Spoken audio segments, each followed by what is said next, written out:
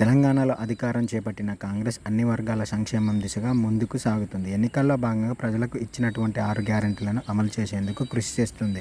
ఇప్పటికే కొన్ని పథకాలు ప్రారంభం కాగా మిగతా వాటిని కూడా ప్రారంభించేందుకు సిద్ధమవుతుంది. ఈ నేపథ్యంలో తెలంగాణ రాష్ట్ర వ్యవసాయ శాఖ మంత్రి తుమ్మల నాగేశ్వరరావు రైతులకు గుడ్ న్యూస్ అందించారు.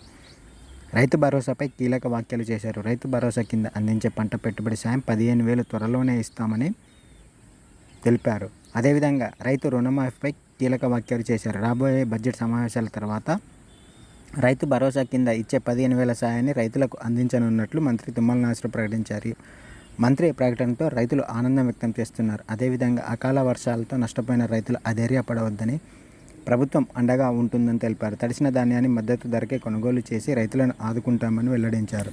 అంతేకాదు ఇక నుంచి పంటలకు ప్రభుత్వమే బీమా ప్రీమియం చెల్లిస్తుందని ప్రకటించారు. ఇక రైతు రుణమాఫీపై మాట్లాడిన మంత్రి తుమ్మల ఆగస్టులోపు రైతుల రుణాలు మాఫీ చేస్తామని అన్నారు.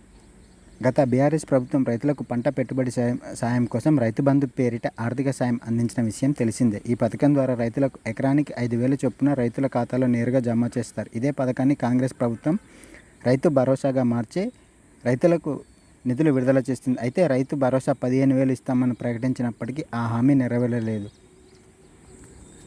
ఇటీవల యాసంగి సీజన్కు సంబంధించిన రైతు భరోసా పెండింగ్ నిధులను పూర్తిగా విడుదల చేసింది తెలంగాణ ప్రభుత్వం. రైతు బంధును రైతు భరోసాగా మార్చి ఈ వానాకాలం నుంచి ఎకరానికి 15,000 చొప్పున అందిస్తామని మంత్రి తుమ్మల నాగేశ్వరరావు స్పష్టం చేశారు.